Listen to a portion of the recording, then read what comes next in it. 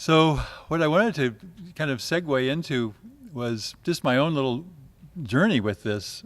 I've been working with Education for Life for a long time, continually trying to get deeper into it and to get clearer on how can we share these things with children. I love the philosophy of it. The whole idea of progressive development is so inspiring. The fact that you would take children and move them from heavy through ego active up toward light makes all kinds of sense and resonates. But then it's like, okay, well, how do you do that? And yes, a lot of it just has to come from moment-to-moment inspiration. Just like being in the moment, as Jay was listing there, you listen to the children, you resonate with them, and you respond from that place of centeredness. But it always felt like, especially at this stage, how do we share that with a broader audience? You say, well, go meditate, tune into your inspiration, and go in the classroom, and that's what Education for Life is. That's really hard. It's a really hard message to convey to a broader group of people, and then we know that this has the potential for reaching a broader group. So how do you find those points to awaken in this process? So we move into the tools of maturity, which are a little bit easier to relate to. We talk about, most people can relate to, well, a broad education, a holistic education. It's a term that's been used for a long time. We might define it a little bit more. Holistic education is, body, feelings, will, and intellect. Well, that brings it down. You can start to say, okay, that helps. But then it was also the part of, okay, well, what do we really mean when we say work with the body, work with the feelings, work with the will? And so that the next stage for me, at least, understanding this was those charts, which I think we forgot, the psychological, or not the psychological chart, the tools of maturity. I couldn't find them this morning. Do you know what happened to them? They're in the international headquarters. Okay, they're up at the retreat. And most of you have seen it, though. It's just a chart. It's a one-page chart. It lists things. It's got about 8 different things for each one. Body, for the will, I remember perseverance, self-control. So it breaks it down one step further. And that also was helpful. But then there was like, well, how do you work with perseverance? How do you really help a child learn perseverance? And that was kind of vague in my mind. Sometimes I would remember to respond to encourage somebody who's about ready to give up, say just a little bit more, you can just do a little bit more, and we would work on their perseverance. But like, maybe we could get a little more focused on that. So when I had the opportunity about 1.5 years ago now, all of a sudden my slate was wiped clean in a very dramatic way. My job that I had been full bore into for the previous couple of years, working with the college, was made abundantly clear that was done. That was over. And so I came back and had a time just to start thinking, well, what is the next step? What's the next step to work on? And the idea of, well, let's take some of these key, I'll call them, what was the word I was working with? Core life skills. Life skills is another term. It's a broad application. You can say, well, life skills are learning how to balance my checkbook. Life skills is learning how to, work an ATM machine, whatever it is. Those aren't core life skills, because those keep changing. I was talking with Heather about their project that they're doing pen pals between the Portland school and the Seattle school. And they actually do it the old-fashioned way. They actually write a letter, and you mail it, and the other person gets a response and they write it back. And so the kids started to get bored because they forgot, because they're so used to instantaneous feedback. So why can't we just Skype? Why can't we just, because things have changed so much. And so now we need to know how to use Skype at this point. That's an important skill, you could say. But that's going to change, and it's changing faster and faster. I was listening to an interview on NPR the other day where they were interviewing a surgeon, and he said 80% of what I use in the operating room I learned since college, since my training as a surgeon. He said, this has changed so much, 80%. So those kind of skills, we do need to teach whatever's current right now. It won't be too long, I would think, before writing it'll just kind of phase away. I mean, we know that in higher yugas they don't have reading and writing. They just use their brains. So we don't know when that'll develop. But one of the basic 3 R's will disappear. So it was just like, education for life has to be about those things that they're constant, that never change. And so if we can get focused on that, and if we can help children learn those core life skills in a way that really focuses on it and really helps, so they can see progress in them, then we'll have something that's enduring. So the idea came, well, let's take these qualities, and it was kind of a semi-random list. The 15 that we came up with are not anything like Moses and the 10 Commandments. It's just a sampling, and there could be 15 completely different ones that people come up with. But just to give people a model for developing these things as time goes on. So we came up with the things that are up here on the board. Getting up in the morning. People have been challenged getting up in the morning, probably when Moses was alive. Some people didn't want to get out of bed. They didn't want to go up and watch him come down from some stupid mountain and carry these things down. But if they did have that under control in their lives, they did make it out there and they got to see him showing these things, and it was a big, nice help to themselves. All the other ones up there, working with others, nurturing even-mindedness, practicing peace. So it was like, let's take one of these and let's see how can we make it in a more clear, systematic way. So at this point, this was about a year ago. I think we shared them at the conference. We had these little booklets. And the idea that came along also was have a way to check up on it, see if you're really doing it, not just paying lip service to it. So we had this little chart that you could keep track of what you were doing with them. And that's where it was. And then I didn't get her. That's why I was trying to get us back in the session earlier, but Santoshi had to leave because I wanted to thank her. And if so, hopefully she can see this video at some point. You guys can tell her, because I showed these to her and she says, "Oh, that's good." He says, let's really make them magnetic. And so she donated the money, and they became these things. And it just was like night and day. It was like, okay, they really woke up, and I really wanted to appreciate her for that. So then it was like, okay, now we've got these charts. What do you do with them? How do you integrate them into your classes and your curriculum? And that was something that is up to all of you to work with. And some people plunged right in. And so Premi and Leelavati are going to share kind of the early returns and what came from working with that.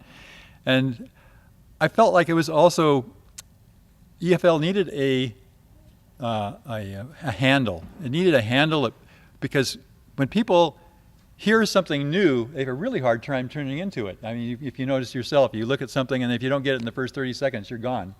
Because you don't, even if it's you could be looking at Jesus' teachings for the first time, but if it doesn't catch you, you go on, because you don't spend time on you can't spend time on every new thing in. You have, especially nowadays, things are coming at you so fast. So we need a handle. And I thought about, well, Montessori schools are really well known. They're really widely respected. And most people don't have a clue about the deeper philosophy, but they'll think, oh yeah, they have those cute little pink towers and those little things that you manipulate, and yeah, that's Montessori, and it gives you a beginning handle so that if you're really interested in it, you know that's where you want to go. And it's the Steiner schools, they have a handle. They have those really beautiful watercolors that people do. And if you don't understand anything else about Steiner schools, you know they do those things, and they just kind of, and it is connected to the core of what they do. Both of those things are. So what do we have that's connected to the core of EFL? I thought, well, life skills. Life skills could be the core of EFL. That's what we're actually working on, training kids in. And everything else that we do can blend or blossom out of that focus. It will do it in hopefully continually very creative ways, because that's the artesian well flowing through everyone that's working with these things. So they won't get, I've got to do it this way. But you got to have examples, otherwise people kind of get lost in the infinite possibilities. So that was the role for these cards, and so I'm going to turn it over to whoever, Leelavati at this point, and thank you for sharing. Good morning. My name's Leelavati, and I will be working at Living Wisdom School in Palo Alto, and starting in a few days, in case some of you don't know that. But it's wonderful to be here with everybody and everybody online as well. I really feel the energy that's coming at me worldwide, at us worldwide. And I think Jay was talking about what thread we brought here. And my thread, I was sharing with Chandi, my thread is connection, because I'm going to be co-teaching with Danielle O'Grady, first grade at Living Wisdom School. So I wanted to be sure and connect with her on some level. And many of you I see, only once a year. Some of you I just met for the first time, but I wanted to connect with everybody as well, because we're all a family. We're a EFL family, and we gather strength from each other. And again, even our folks online, we are a part of an international family at this point. So I feel like no matter what EFL school I go to in the world, I will have that connection with everybody. So I do want to tell a little bit about myself so you know who I am, those of you that haven't met me before, and that is that I've been teaching for about 22 years in the public school system. And I finally gave my job up this last June. It's been coming for a while. And thanks to Helen and Gary taking me on and the whole staff at Palo Alto, I'm going to get to be there. And I'm beside myself with excitement, especially after being here and talking more EFL with everybody. So that's where I'm coming from. And what I'm going to share with you is what I've done in public school, teaching sixth grade, in middle school, Bay Area, San Francisco Bay Area, for the last 17 years. So it's going to be a big switch for me to go back to my roots, really, because I started in preschool and the elementary grades, but I've been teaching sixth graders for 17 years. So it's going to be a very different way to teach. And I'll share with you how I've been teaching the life skill charts with the middle schoolers in a public school setting where you can't mention God unless it's in a historical sense, which I do, or I did. I taught language arts and social studies mainly to sixth graders, and I taught art mostly in between. So when I use the Living Wisdom school charts, I mostly taught it to my core classes, which involved language arts and social studies, because I had them for a core time, a longer period of time. So I actually had time to get to know the students and work with them. And what happened was that 4 years ago, I finally took Nitai's class in Education for Life. And at that point, I started using Education for Life in my public school. So when I talked to the administration and I told them about this great program, they were on board. They wanted me to do it. So the fact that I was using life skill cards from this program, Education for Life, was totally supported by the school, because public schools have great teachers, as Jay was saying, great administration, but they're challenged. They're challenged by the bureaucracy, the system, and I would say they're challenged by the numbers. In my middle school, we had 1,400 kids. Average class size for me was 30, which is actually on the small side. So when I was thinking of how do I teach Education for Life, how do I use those principles, how do I use the life skill charts with a class of 30, and I wanted to do it in my morning and afternoon core classes, what would that look like? So I actually start at the beginning of the year, getting the kids thinking about who they really are. And in 6th grade, our social studies curriculum is we cover early man to the fall of the Roman Empire. So we do cover the Greeks. And at the beginning of the year, I start with a quote from Aristotle, and I get the kids familiar with some of the Greek philosophers right from the beginning. And the quote that I like, because I read a bit about Aristotle's work on potentiality, the potential of things, the potential of human beings. And one of the sayings from Aristotle is, the true nature of anything is the best that it can become. The true nature of anything is the best that it can become. And so what I do at the beginning of the year is I write that down on the whiteboard, and I ask the kids, what do you think that means? And I'll look at them, and they're 6th graders. I don't know if I know some of you are familiar with 6th graders, but 6th graders are very self-conscious. And so you ask them anything, and they give you a deer in the headlights look. I can ask them, what's a noun? What's the verb? And they'll look at you like, I don't know, never heard of it. And really, even the academically, top maybe will raise their hand, especially at the beginning of the year.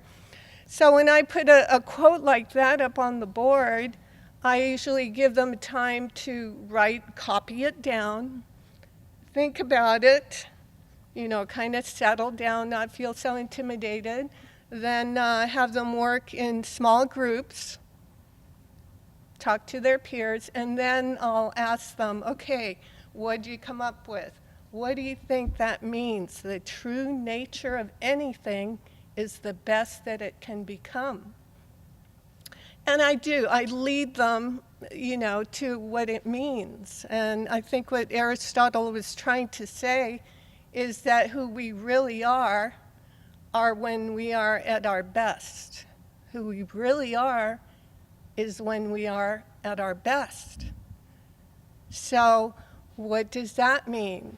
And, I'm already going into 1st grade, and I'm going, oh my gosh, I can't do Aristotle with 1st graders. It won't work to put that on the board. So I can certainly talk to them about their best selves. When they're their best selves, what are they like? Or somebody wrote a blog, and if you haven't been on the Education for Life website, you really should go on there. There's tons of resources. And one of the things that I look at continually is the blogs from you. Many of you write blogs on there. I wrote one, which I guess I won't be writing anymore, called Education for Life in Public School. But I mention that because one of the blogs that I read on there, and I couldn't find it again, was someone talked about telling the kids about their little selves and their big selves. Their little selves and their big selves. So I think that's how I'm going to pick it up with the 1st graders. What does it mean when you're being your little self? What does it mean when you're being your big self? So with 6th graders, I ask them, okay, well, when you're being at your best, your most personal excellence, what kind of qualities do you have? When you're being your best, what kind of qualities do you have? And I might give them examples. Well, you might be kind. You might be courageous. What else? Turn to somebody right now. You, right now, really. Next to you, behind you, in front of you, and say, when you're at your best, what kind of qualities? Hint. Okay, but try and come up with one word. qualities. Go. 2 minutes. So, okay, you had time to talk about it, so give me some. Now, when I do this with, sorry, I can't. When I do this with the kids, I write about 50, 60 of them actually on my computer, and it's up on the board. So I had said I won't do 50 or 60 with you, but just so you get the point, kindness, and I had said courage, and it can be adjectives or nouns. You know, you can say courageous or courage. What else? What did you come up with? Yes? Non-attached. Non-attachment, okay.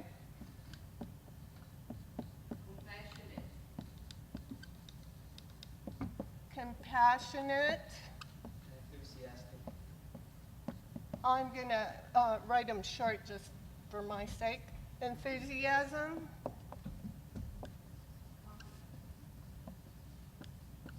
Thinking of others. Confident. Thoughtful. Open-hearted. I want to stop, don't forget yours, but I want to stop. Somebody said thinking of others. And I usually look for one word, and you'll see why in a moment. So what would be one word that would mean thinking of others? Caring. Empathetic.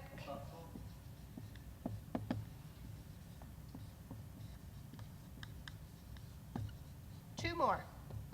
Attentive. Patient.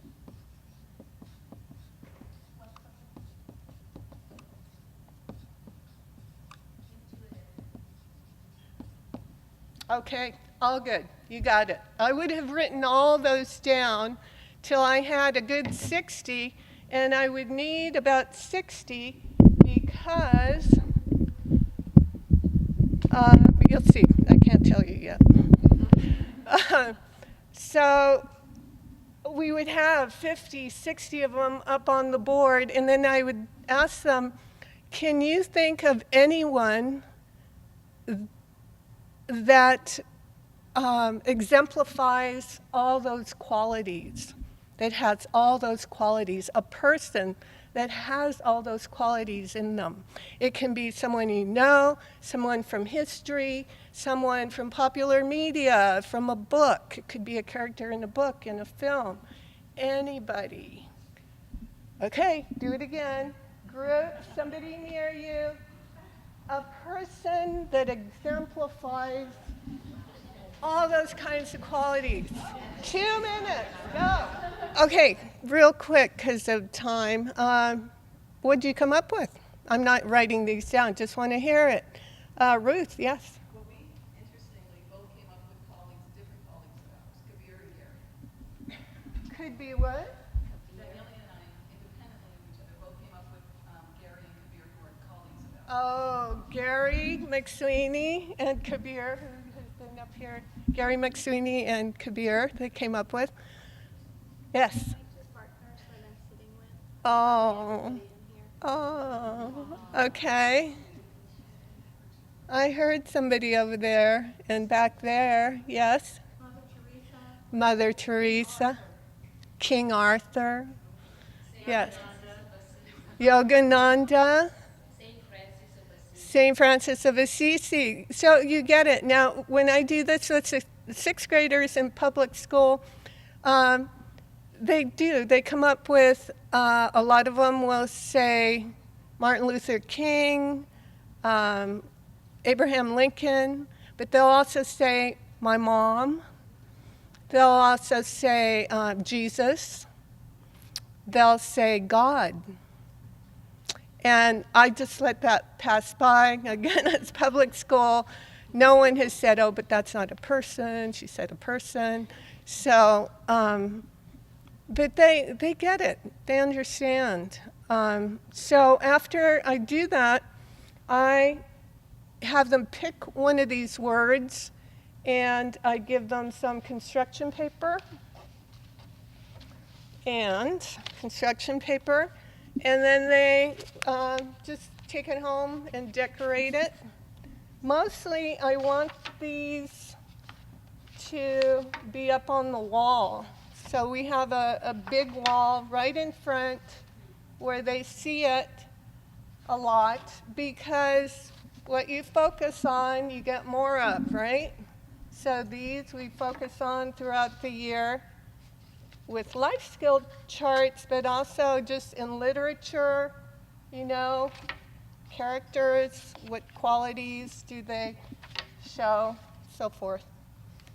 And in history as well, I tend to focus more on the positive contributions in history that show these qualities.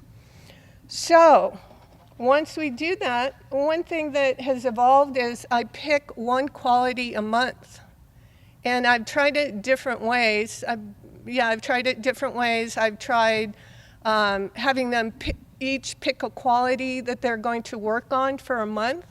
And I don't have the research, but in my head I heard you do something for 21 days, or was it 30 days, and it becomes a habit. So I say a month.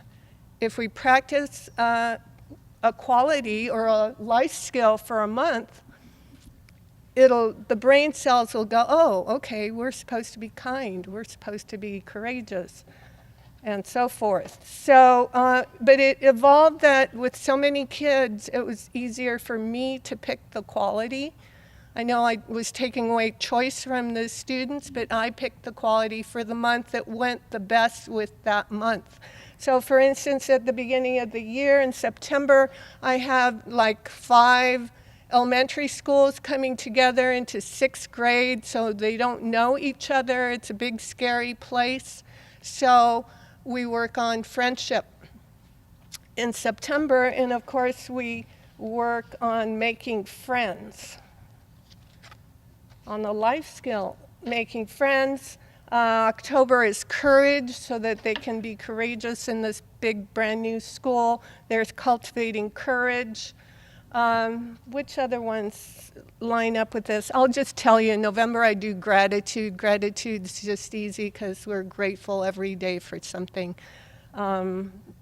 December is giving, because we give. January is calmness, so I did use the practicing peace for January.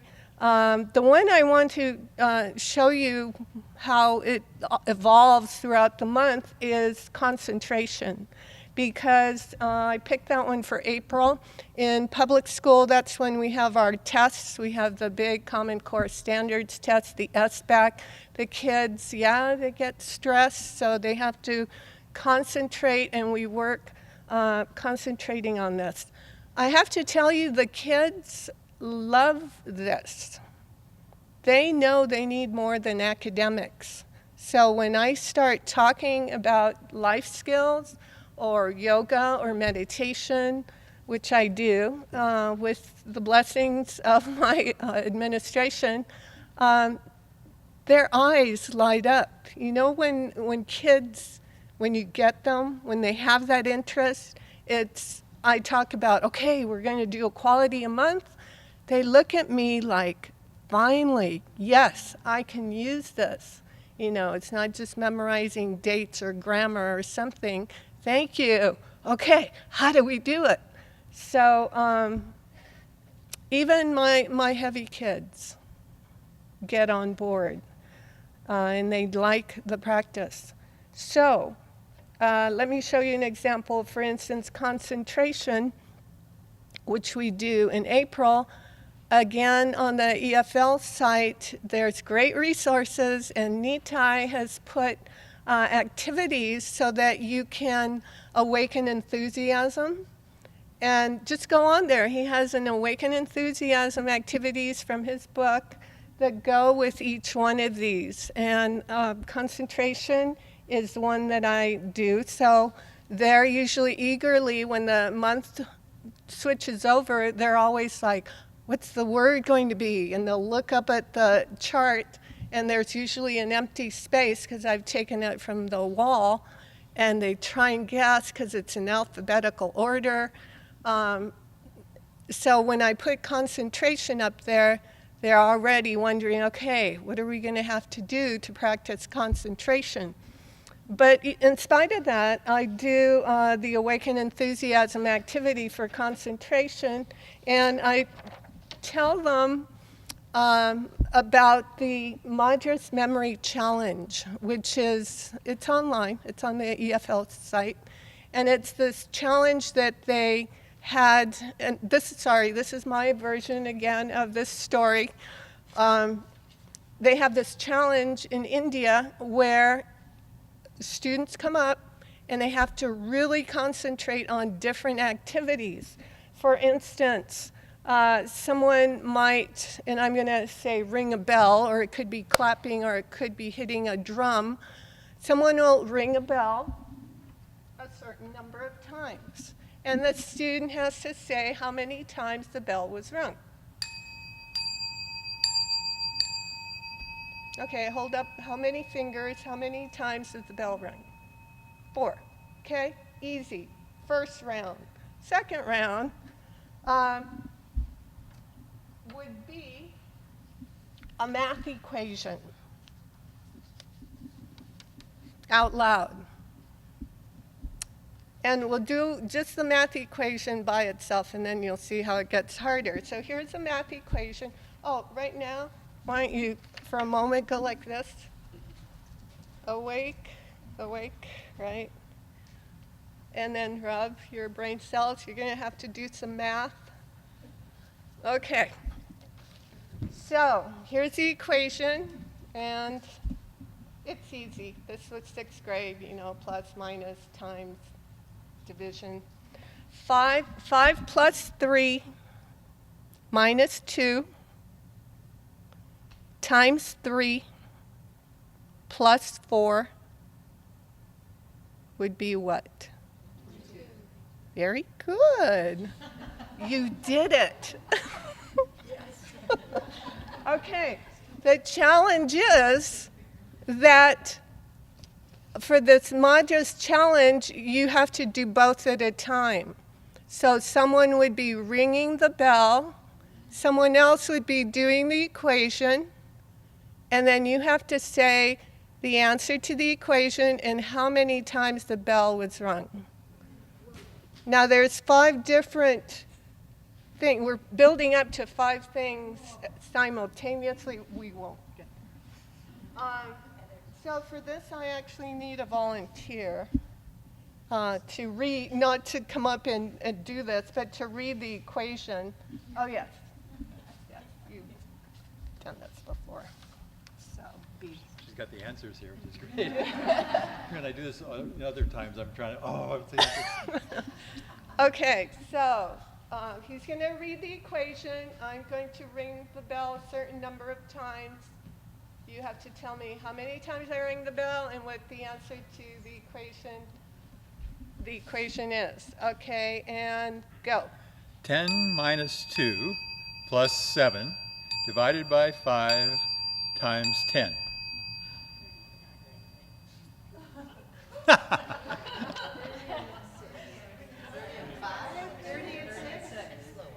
30. And 6. Wow.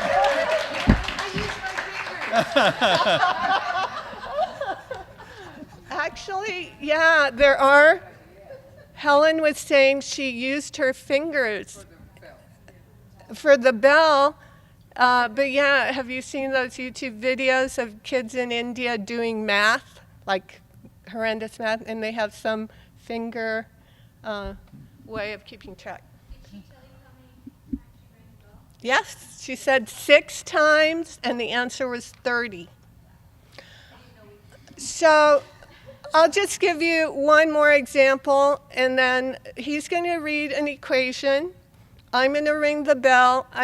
The other one is to read a poem, and you are to notice, we'll make it easy, the rhyming pattern. What was the rhyming pattern? Either what was the rhyme, or was it an A, B, or B, B, CC, no, AA, BB, or whatever. Okay. Can I have a volunteer to read a poem? Helen? Yes. Since you've already advanced beyond this stage. Oh, yes, that's right. Okay.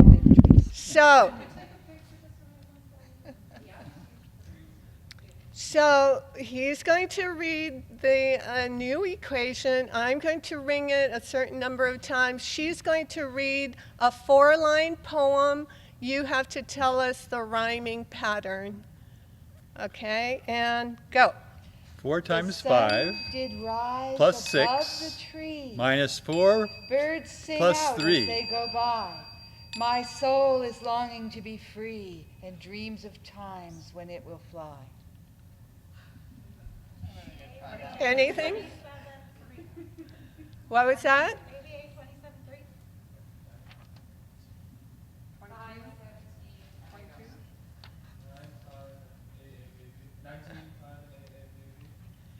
27.3. Okay. Trees and by. Okay. Math answer is 25. And this is 5, whoever said 5. And it was ABAB. Because it was trees by free fly, ABAB. Okay. So, in ending, I just want to say there are more. After this, you would, the 4th one would be something like recite a story, and they would have to tell you the plot, the main plot. 5 would be a scientific formula. There are other options, a sacred text that you could repeat, or a spinning wheel, how many revolutions, like a prayer wheel could be. So, yeah. They can do the math and the bells fairly well. And I actually only did the poetry once, and it was with a haiku, like I did at East West, and no, it's just too much. But maybe with practice, they love doing this, so it's very engaging for them. So I highly recommend going on the EFL website and getting, all these building enthusiasm activities, but that is one possibility for using the life skill charts.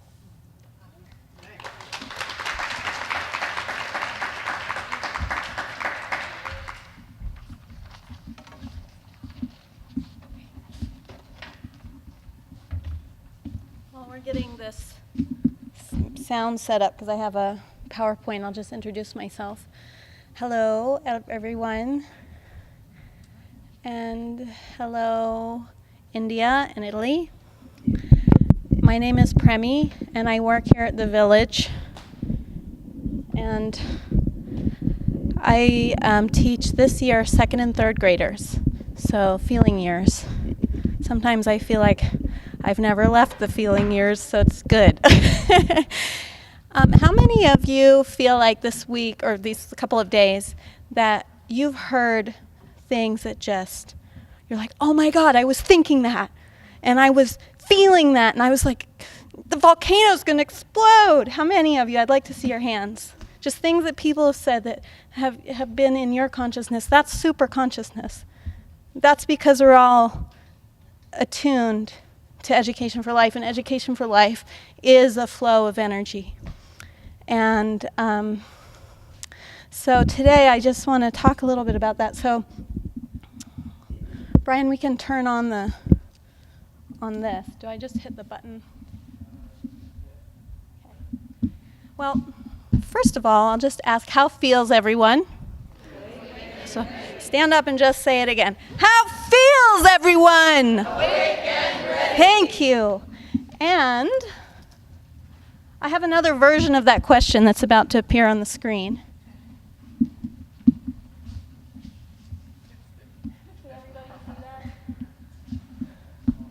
So the question is it alive or dead? So Now, yeah, that seems pretty drastic, but it's fun. So what I'd like you to do now is don't listen to your neighbor. Yeah. So don't listen to your neighbor. You don't have to pay attention to what they're saying, but I'm going to ask the question. You just say the answer to this question. Just say it out loud. Is it alive or dead? Alive. Oh.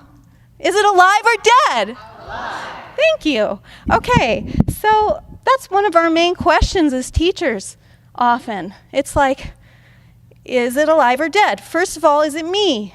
Am I dead or alive? If I'm dead, I got to do something to wake up. And if I'm alive, what can I do to keep myself flowing?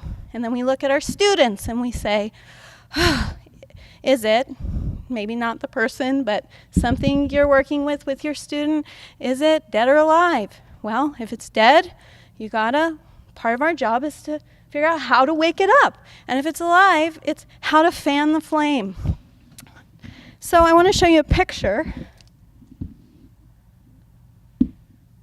of me doing some, what do you call that when you go out and groundwork? Well, it's not really a selfie, it's sort of a part selfie. Reconnaissance mission.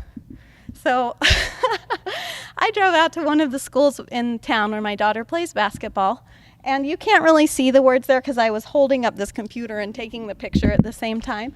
But the words written on the school are things like effort, compassion, integrity, caring. This says defender, and it says home of the Bearcats. And then I got another prettier picture.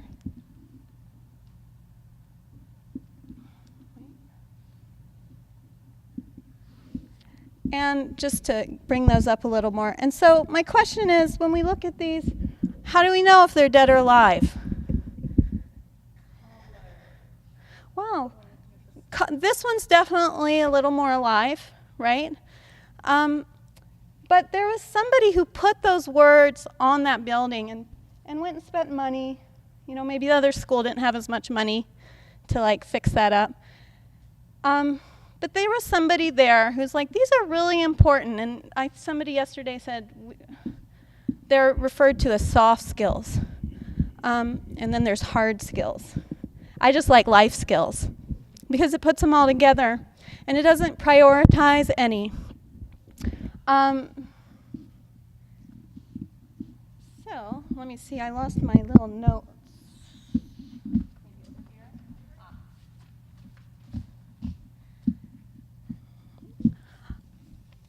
And then this made me think of something that I heard last week during the talks at SRW, Spiritual Renewal Week. And one of the dads got up to give a talk, Badri, Kamran's brother actually, and he was talking about his little daughter, Tulsi. And Tulsi was playing a game with him, and in that game, he was kind of partway there, because he was probably thinking about dad stuff, like what's next, or what's for dinner, or I gotta go in 15 minutes, but he's trying to be there with his daughter to the best that he could. But she was like, Daddy, we have to focus when we're doctors. Focus. And she said that to him several times. And this leads me to just say, and I know you all know this, but it's something we've got to just say as a mantra that kids know. Kids know these things. You know these things. They're all part of who we are because we're divine beings. That's a little high. Okay. And so what's going on inside these schools? What's going on inside the hearts of the teachers and inside the hearts of the students? This is a very important question.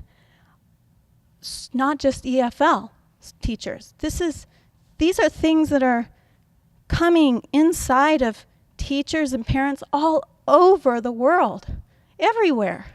And so we're here in this really unique situation where we don't really have to answer to anybody's regulations, and we are like scientists. we get our laboratories, our love laboratories, and we get to experiment with this stuff and push forward, push ahead. EFL doesn't stop at the book. Sleep with the book underneath your pillow and ask it, what more do you have to give? And it will give and give and give and give infinitely, because that's just the way it is. So I want to then show you the next thing.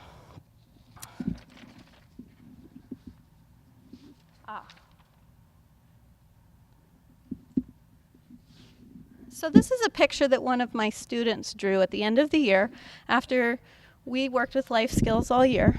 And I'll get into how we worked with life skills and kind of my process of learning. This is about my process of learning about life skills. So this was his old self. And his old self was saying, okay, Prammy, I'll do it. And the new self says, ready to learn, my brain is a sponge. And here's a picture of this young man getting his award on Awards Day. He got the award for willpower. And boy, he worked very hard. And this really interesting thing happened last week. I was like, Master, Divine Mother, I need a story about something in nature that becomes whatever it's looking at. And then there was Dr. Peter, and I totally missed his talk about those neutrinos that look at something and then it can go away and you can move that one and it moves in the same direction. And then thankfully Jyotish said it again, and so I got it. And I was like, that's what this is like. Because here's this boy who, he had all this stuff weighing him down, but he could see that willpower was something that he wanted. And he could see that that was something he had somewhere. He could see moments of it. And when he recognized the fact, that simple thing, it was like he was there. Now, it took a lot of practice during the year. But the simple change in his mind, that this is not who I am not this person who's getting in trouble in class and falling over all the time. That's not who I am. Who says that's who I am? That's just what I've been thinking all this time, or people have told me. And so at the end of the year, his mom posted on Facebook something really funny. So I'd given him, as a reminder of his award, this dumbbell, which was also a double joke because he used to make all these jokes about himself. I'm a dumbbell, and and I just outlawed those jokes. You are not a dumbbell. We are what we say we are. We are what we think. And he was with me with that. And so it was kind of our little private joke. But then he went home over the summer, and his little brother, who had just finished kindergarten, said to his mom one morning, Mom, can Cassius move his willpower because I keep stubbing my toe on it?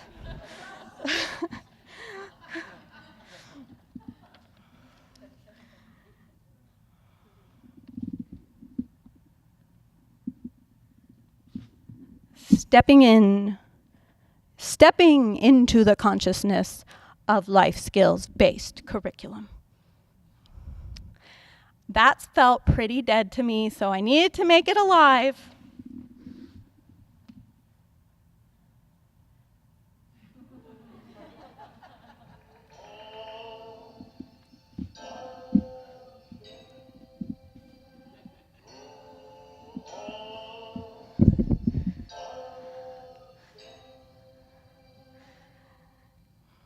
Swami Kriyananda said that real teaching is not what we say.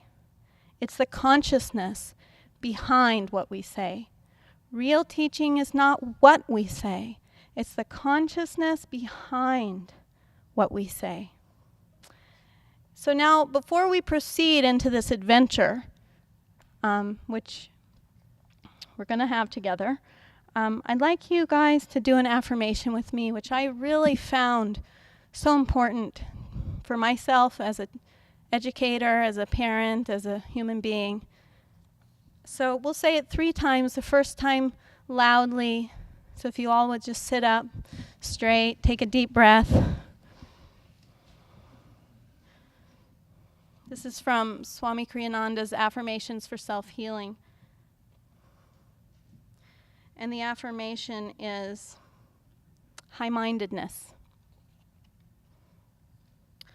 I will see goodness in everything. I will see goodness in everything. I will view the world around me. I will view the world around me. Not from the depths of matter attachment, Not from the depths of matter attachment, but from the heights of divine aspiration. but from the heights of divine aspiration. And now, in a quieter voice or whisper, I will see goodness in everything. I will view the world around me, not from the depths of matter attachment, but from the heights of divine aspiration. And now just repeat it silently with me, deeply, deeply into your heart and mind and consciousness. I will see goodness in everything. I will view the world around me, not from the depths of matter attachment, but from the heights of divine aspiration. And you can pray silently, Lord, the universe was made in thine image of perfection. Help me to bring out that image in others by blessing them in thy love.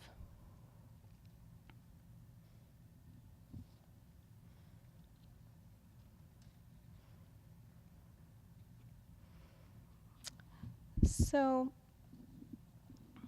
are we ready to continue? So, life skills to me, as well as education for life, is like a road trip to super consciousness. I know that you all know that, but you might sometimes forget, as I do, that we are not the driver. We merely turn on the engine, turn on the key, and the children are the gasoline with their energy, enthusiasm, willpower, joy, sharing. And then the driver becomes superconsciousness. And this is not something that only some people can do and feel. This is something that everyone was born with the ability to engage in this. And I see this because I go there with my students, and students of all different memories of their divine selves. Some are right in there, and some have windows that are pretty, they need some cleaning to be able to see through. But we all go there together, and that's because what we use is attuning to the light. When we attune to the light, as Kamran was saying yesterday, it's going to pull everything up.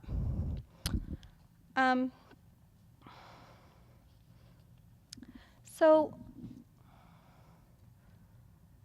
it's important to remember, too, that it's directional. And so you might start off the day just like, yep, I'm on my road trip to superconsciousness. And then by the end of the day, you're like, oh, that was the worst day ever. But you just keep going with it. Keep going with it. It's a long distance run. And it'll get easier. So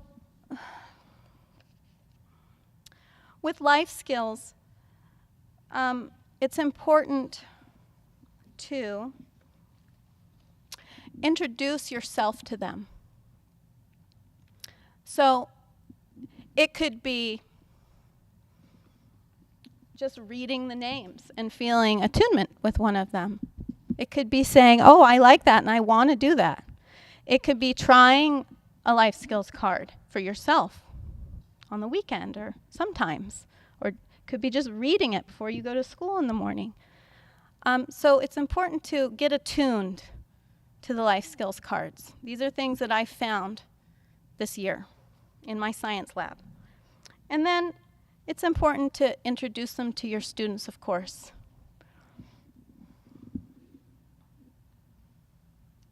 And so how we introduce them to ourselves and to our students. Okay, first there is an idea. And an idea, as Jay was saying, is like this perfect, beautiful thing. And when you apply energy to it, so the idea might be, yeah, I think I can have willpower, or yeah, I think I'd like to make friends, be able to make friends. Or it could be, yeah, I think I'd like to use life skills cards in my class. And then, you add some energy to it. You do something about it. You take an action. And then, finally, you end up with something in the material world, which personally, the material world is always a little hard for me, but I like that there's this equation that helps me. Oh, but okay, not a hamburger, not a rubber ducky, although that is true. Maybe it's going to be something like actually being able to go up to a friend on a playground and make a friend. To not be scared in social situations because you've practiced it and you know that you can do it. And then it's a long distance run. It might not happen instantly, but over time, this equation works.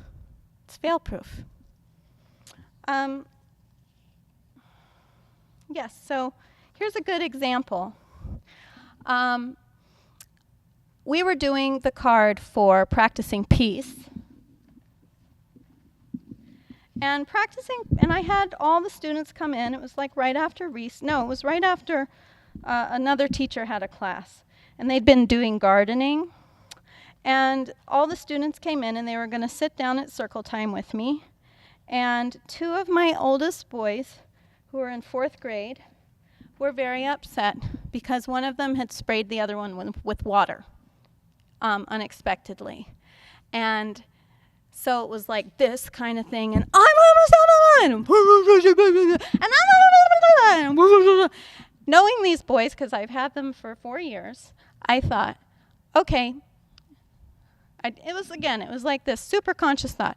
Boys, I trust you to go right out in front of the glass door where I can still see you, and could you guys try to resolve this on your own first? And the other part of that is like, I had this other flow going with my 2nd graders, so I didn't really know where this was going, but I just stuck to it. So we could see them out there. As soon as I start to do something else, one of my 2nd graders said, this reminds me of practicing peace, because I'm doing the life skills card practicing peace. And I was like, well, what is it? What is it? And she said, well, when you see conflict or inharmony, mentally send out waves of peace. If there is a way to help more directly, do so with calm words or actions. So I told the kids, I was like, do you guys want to try? And they were like, yeah. And so we did. We sat there and I was like, don't let them know what we're doing. We're just going to feel peace, feel what friendship feels like to you in your heart, feel what it feels like, when this happens to you and how it resolves. And let's just send that to them. And we did. And you could hear within 15 seconds that conversation change from almost getting into 4th grade boy, maybe something physical, into calm voices, understanding. One of the boys said to the other, finally, because at that point they had their backs turned to each other, and he said, I really didn't know you would react that way to what I did. I'm sorry. And then the other boy turned around and hugged him and said, that's okay. Thanks for saying that. You're my best friend. And then I was like, to the 2nd graders, all of us were like, and I was like, shh, just let them think. And so then they came back and joined us, and it was a really special moment.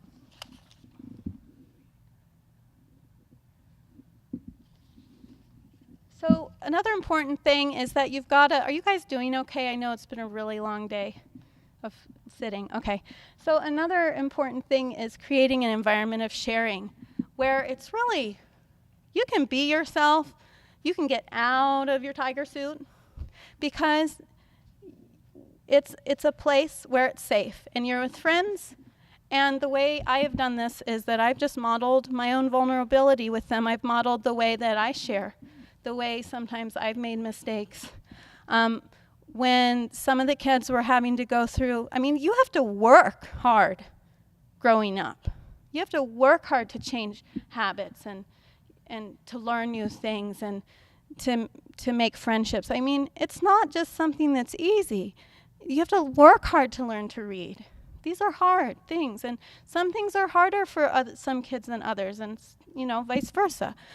So one day I had a kid who was kind of down about just their progress, and I knew exactly how he was feeling because I had just been in Nitai's life skills class online, and he gave us all the life skills card. Gaining control of your diet. And at that time, I was about 65 pounds heavier than I am now. And I couldn't look at that card.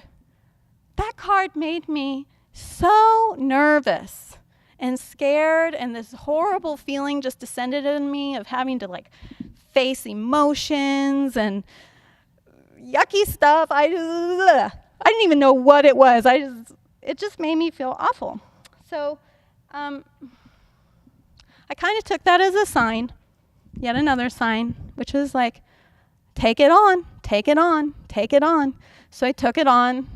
It wasn't I think it was past the time. You'd already gone on to other cards. And I just stuck with that card. And so I told my students that, and they were seeing at that time the progress that I was making with losing weight and becoming healthy. And I knew from firsthand experience how darn hard that is to change yourself. And you need help. And you need support.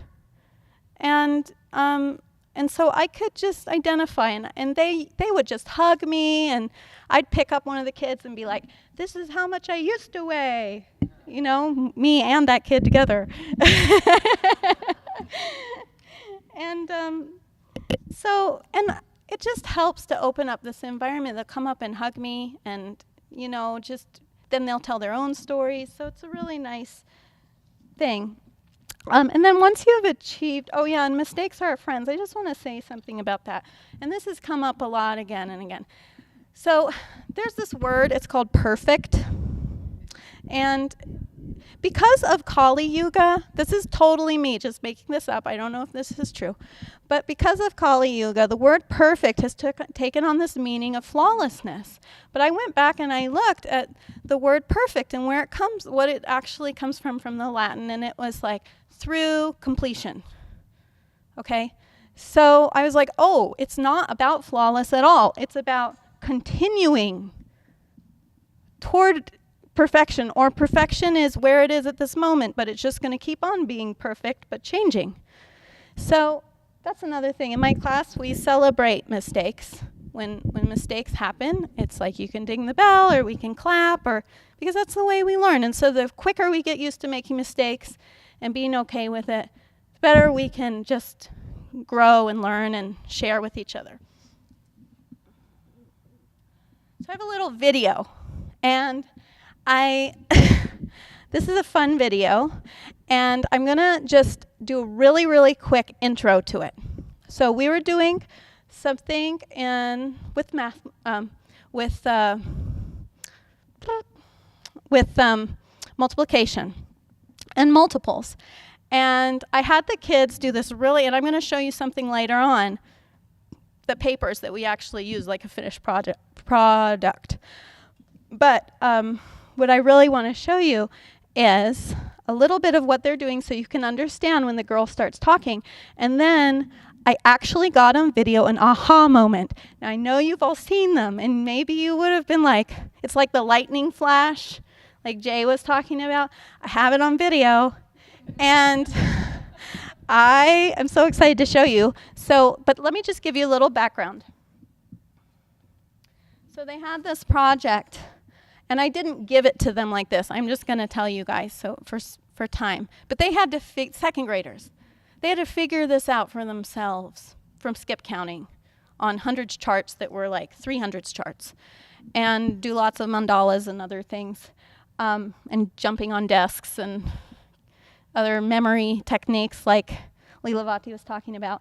But they get to this thing which is called the multiples code. So the phone number for 3, or we called it the code or the phone number, which was also part of, we were breaking codes, like we were pretending we were in World War II and we were trying to break the codes from the enemy. And that whole reason we were doing that is because we were studying Charlie Chaplin, and I'll just leave that as it is. So we had the multiples of 3, 369, 258, 1470, multiples of 7, 741, 852, 9630. Can anybody see what's happening there? Don't try to understand why I said those are multiples of 7 or multiples of 3, but just try to say, like, just try to see a pattern, because that's what I was having the kids do. Anybody see a pattern? What's the pattern? 369, 2 is 1 less than 5 is 1 less than 6, Uh-huh. 8 is 1 less than. Cool. And then what's very nice? And then what is the between them? So that's good. And now look at the pattern between them. But that's beautiful. That was a discovery. Any discovery counts. There's no right. There's like a million discoveries. Okay. It's the same, but it's inverted. Now I'm going to show you why these are multiples of 3 and 7. Pay attention. These are the ones digits. These are the ones digits.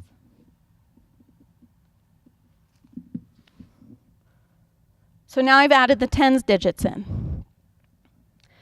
Now the very cool thing that the kids see next is that they then start to see that this happens not only with the multiples of 3s and 7s, but then it happens with 2s and 8s, and 9s and 1s, and 0s and 10s. Did I forget any? 6s and 4s. And then the greatest amazing thing of all, which is when they save all the people from, because they're breaking the code, is when they get to the realization that all of these are ways to make 10. 3s and 7s, 8 and 2s, 6s and 4s. So I'm going to show you a video of 3 girls in my class. One of them has already gotten this the day before, but what she's working on is communication and self-expression. I want you to know that at the beginning of the year, when I would ask the young lady who's speaking and things about numbers, like for example, 0 plus 2 is, she would go, okay? So I want you to see how far she's come in her ability to communicate what's in her mind and how much she's been able to hold on to things. And then at the end of the school year, she would come to me and she would be like, grab a piece of paper and she's writing down multiples. And I'm like, what are you doing? And she's like, Remy, I was thinking about this in the car and I've got to show you what I discovered. Okay, so this is amazing. And then watch also the young lady who's sitting right behind her. Some teachers might think in some situations, oh, this person isn't paying attention. But I want you to see what happens. And then there's a third young lady who is all about like, I'm done with this. I got this. I'm picking up my papers. I'm ready. What's next? So.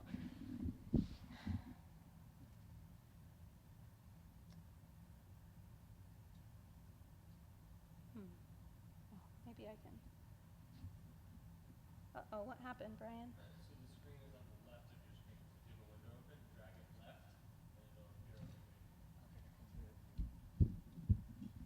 Where's your video? Where's your video? This is it. Actually, I can click on sharing and it'll open it up because it disappeared. Oh, but why won't? I think we need to make it appear on here first. Oh yeah, but just drag it over there. To the right? Yeah.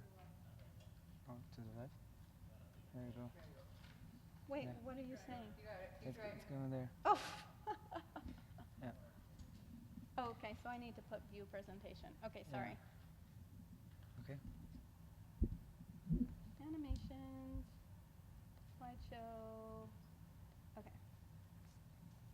Are we there? Yeah. Okay.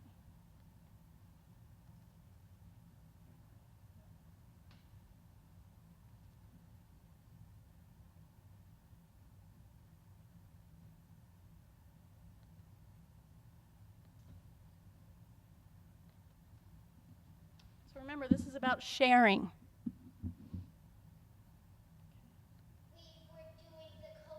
Full screen.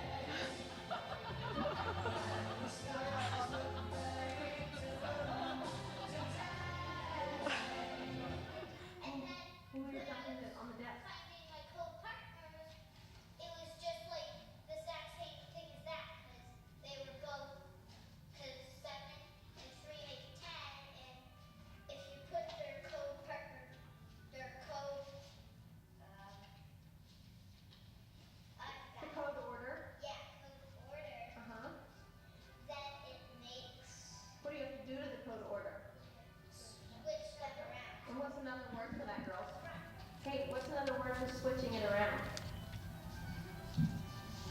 You said backwards. Reverse. Yes. Awesome. That was great. Okay, now if I just had a really easy way to make this go back while we're waiting on it. Great.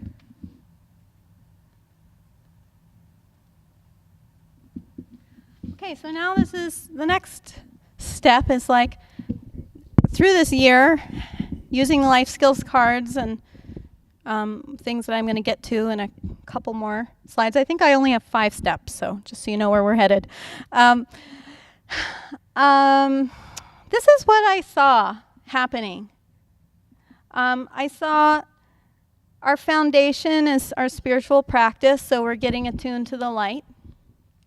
And then we have tools that we work with so that we can work with our students. We have flow learning. We have tools of maturity and progressive development. And all of those are holding up the life skills and supporting it. So you can think of, when you work with life skills, you're going to have to work with where your students are at. Sometimes you might only be able to work with, we're just going to work with this card, do as much as you're able to do. But then you might also get your whole class in an energy. Remember, it's that flow of superconsciousness. And when you find that you're in that flow of superconsciousness, and then do the life skills, because it's the perfect time, or a life skill might lead you to that place.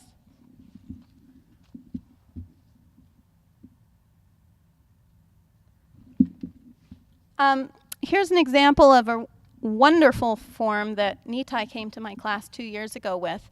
And we had this amazing discovery I did, he already knew, of kids know. So we filled out this form. Level of importance is on the left. How important is it to me? And how willing am I to work on it? Scale of 1 to 10.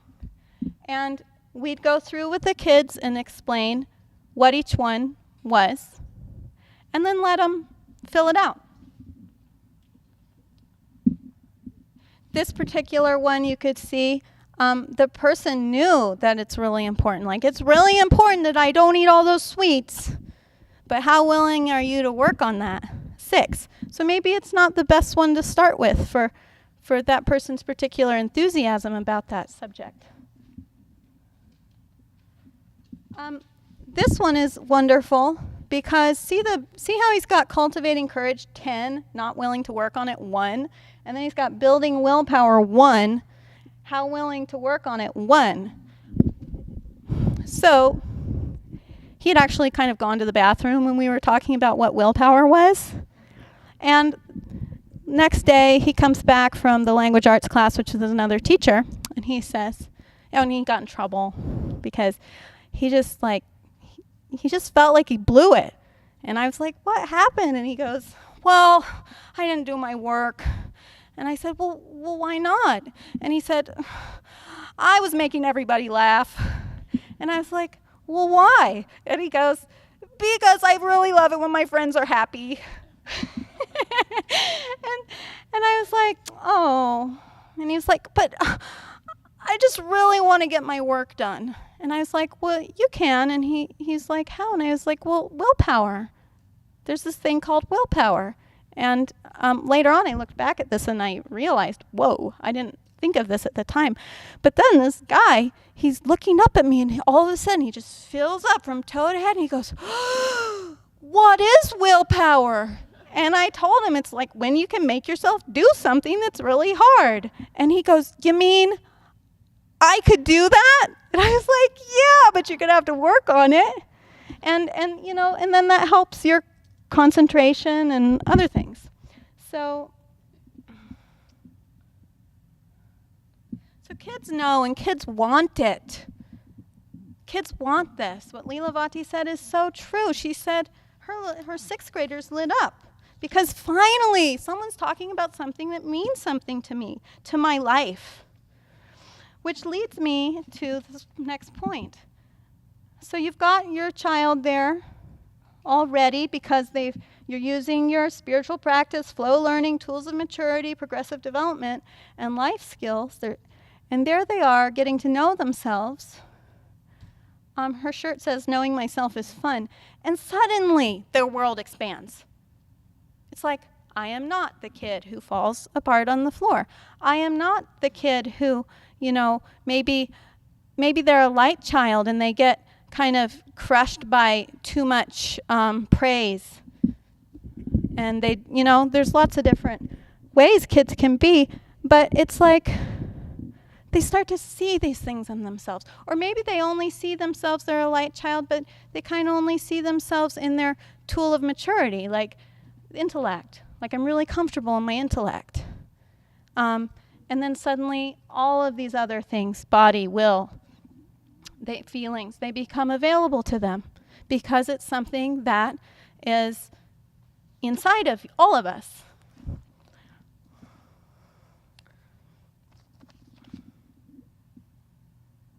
And what happens then is we give the kids experiences. So on the life skills cards, there's lots of experiences that they can do. And one of my class's favorite times was when we did the life skills cards.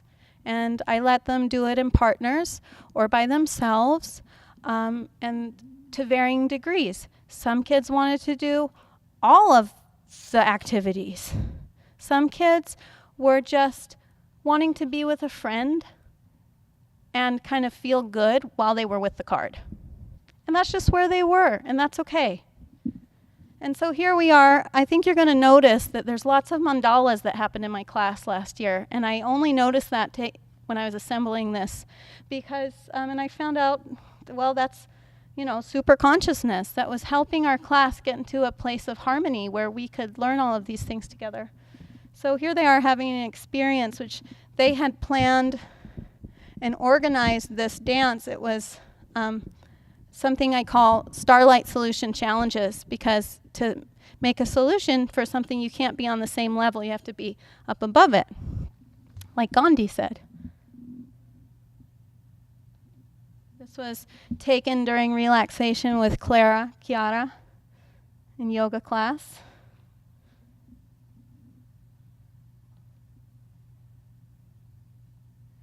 And so what happens next is we start expanding beyond ourselves.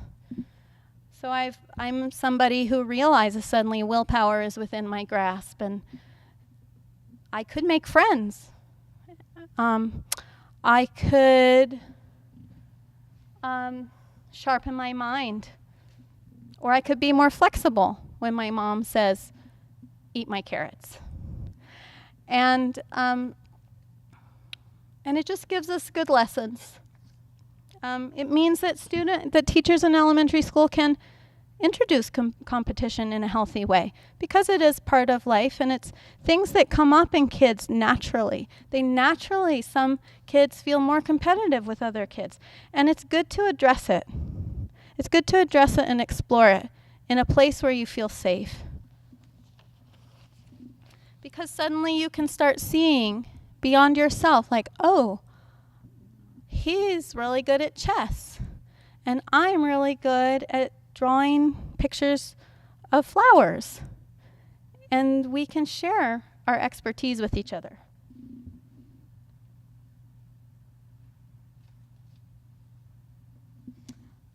Oh, did I skip let me just go back for a second. I think I skipped. Yeah. So this is what I was saying. This is the picture where then it goes beyond just me and my life skills card. It goes because the kids will talk about them, they'll do them together, and it develops trust. So they start seeing each other expansively.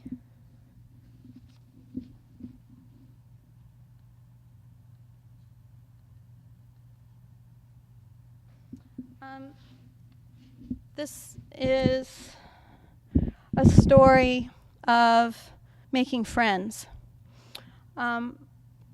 This is a child who, at the beginning of the year, and I've had him for 3 years, and I always sort of in my heart, I felt like it'd be really nice to see him develop his friendships more. And so on his life skills card at the beginning of the year on this chart, you can see that 10 was important to him, and he was willing 9.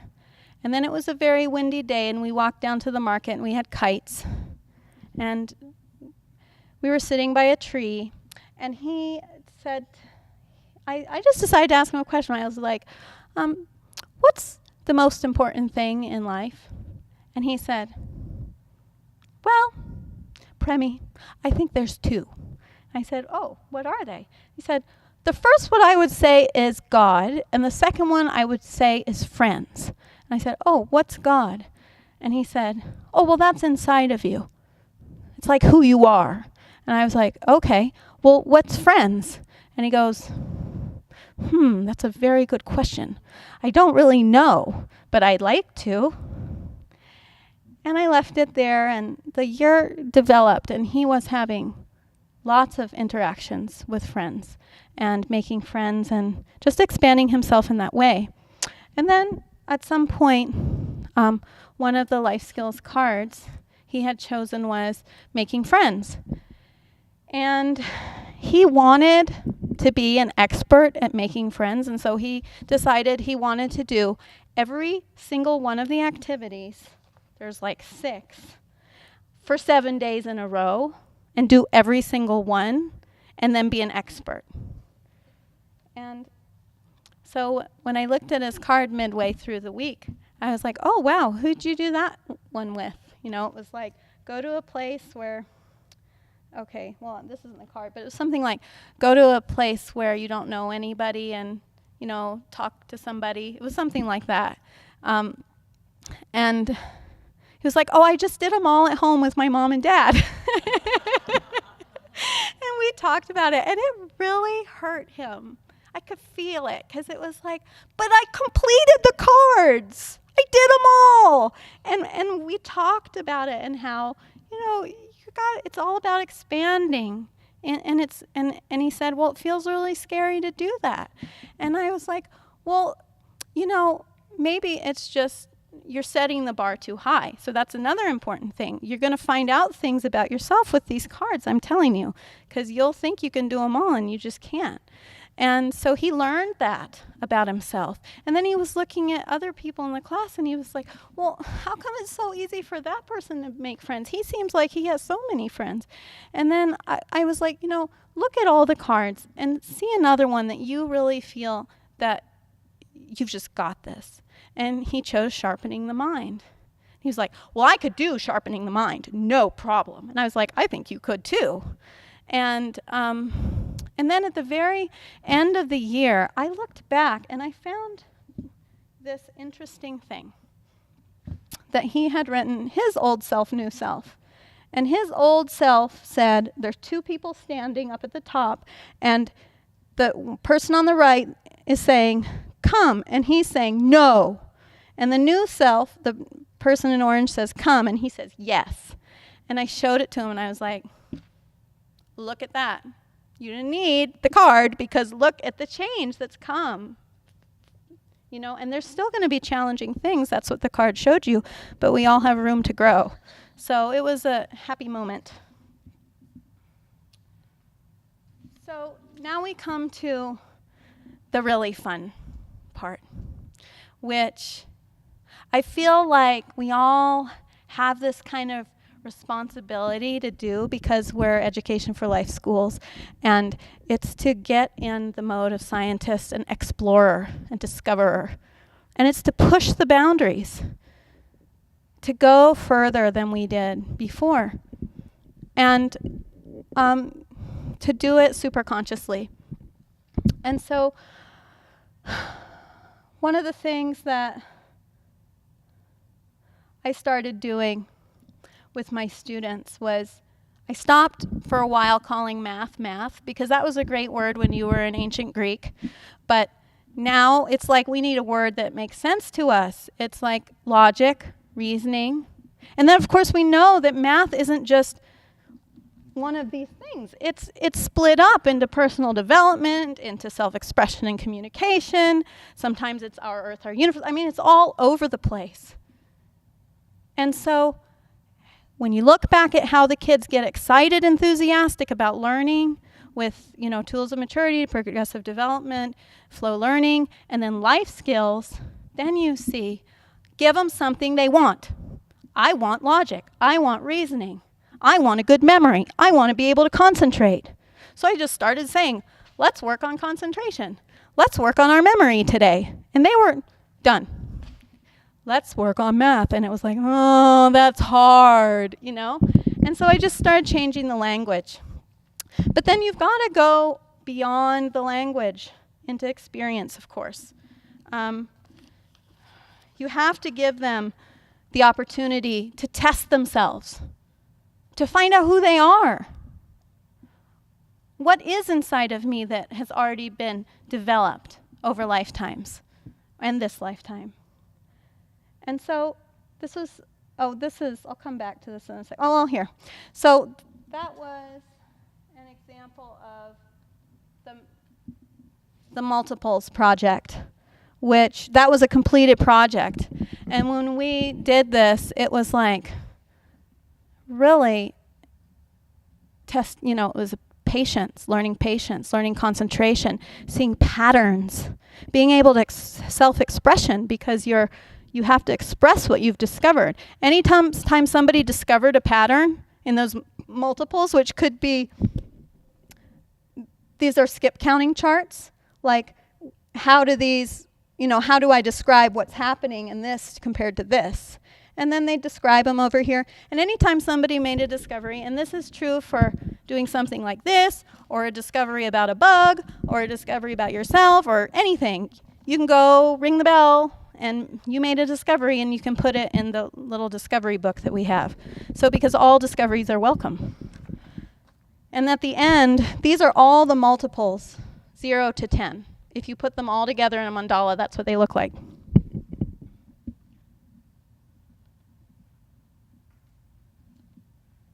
So they're exploring these things through activities. And one thing that Irene had a wonderful idea that really worked was, so as the kids are exploring life skills in themselves and through the curriculum, start asking them, what's your challenge? What's your joy? What's your expertise? Because they've all got them. So instead of saying, oh, that one's really hard, memory's really hard. Well, that's your challenge. What can we do to work on it? What's your expertise? Go far. You're so, wow, you can just memorize any spelling word. How many can you memorize? Share it with us. Let us celebrate. And what's your joy? In my class, cooperation was like one of everybody's joy, because it meant you get to be with your friends. And what my challenge is to you is to go beyond the old curriculum, the math, the language arts, these are nice, but I just feel inside these don't really pertain to our students anymore. And so find out this year how you can push beyond it, how you can bring it into center. And that's what Swami did on the cover of the book with the curriculum areas. He was giving us those. He was saying, break beyond math, language arts.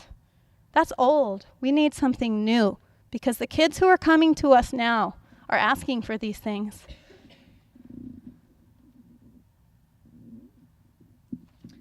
And so then what we're doing for me specifically, I'm teaching the feeling years, and what I see for all of you is that whatever years you're teaching, high school, college, preschool, you've got to make this your own, explore it, figure out how it works for you, and then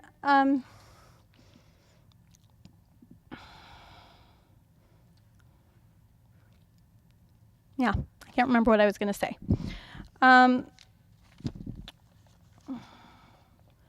So, lastly, what I found through experience this year and is that when we let go a little bit and we ask for the superconscious flow, it happens. I had a situation where we were doing the play and it was near the time for the play, and I was pretty grumpy one day and I was kind of yelly, and I went home and I felt horrible. I was like, oh my God, what did I just do today? I was so snippety and ordery. I mean, I was like a dictator. So I called Narani and she was like, well, Premi, you can just apologize. I was like, that's what I'm going to do. I'm going to apologize. And it just so happened that like the day before that, the kids, because of the Charlie Chaplin thing, and they wanted to know why he was kicked out of the country, and it was because he got accused of being a communist. So then they wanted to know about communism, democracy, and other things. And so I was like, okay, one day we'll do like a dictator day and a communism day and a democracy day, and it'll just be fun, like a little short snippet where we can play and pretend. And then we were going to do a create your own way day. And so when I came in, I was apologizing at circle time. Instantly, I had 2 kids in my lap. They just felt that moment of me being like, yeah, I screwed up, and I'm sorry. I really didn't like the way I behaved yesterday. And then they all laughed, and it was like, oh, we don't have to do dictator day for me because you were already a dictator. And I was pretty happy with that. I was just like, oh, this is cool. Thank you, Master. Thank you, Narani. And then later on in the day, one of my students, we were walking up the hill, and he started talking to me really deeply. He'd never spoken to me this way before. And he started telling me about things in his life that he really didn't like. He didn't like that grown-ups never listened to him at home. He really felt like no one could hear him. And he didn't like, all these memories from when he was really, really young and his baby brother had been born. And he felt that it was just a pivotal moment in his life where things just weren't going right after that time. And we sat and we talked, and I realized after that that was maybe the first time he'd ever expressed those things, and he was 8. And they'd been festering in him for many years already and coloring his view of the world and his experience in it and his value. And I felt like that mistake of me being a dictator and probably acting just like someone in his life and then apologizing had helped him to release that. And so I was very grateful to be attuning myself to superconsciousness, because it may look to you like you just need to just be like fired. But I'm just kidding. That was a little extreme. I'm just saying, just give yourself the benefit of the doubt and just keep going with it. Just stay open. And what you're going to find is the most beautiful thing of all in your classroom you're going to find expansiveness, harmony, and wholeness. And wholeness comes for different kids in different ways, and it will come to you as well. And we can't stay in super consciousness all the time because we're working on it, but not all of us are there yet. And so it comes and it goes and it comes and it goes. But the important thing is we just keep going back. And I think that one of the most beautiful expressions that you will find in human beings when all of these things are in alignment is creativity, imagination. This is the true testament to a person being in alignment with truth, with light.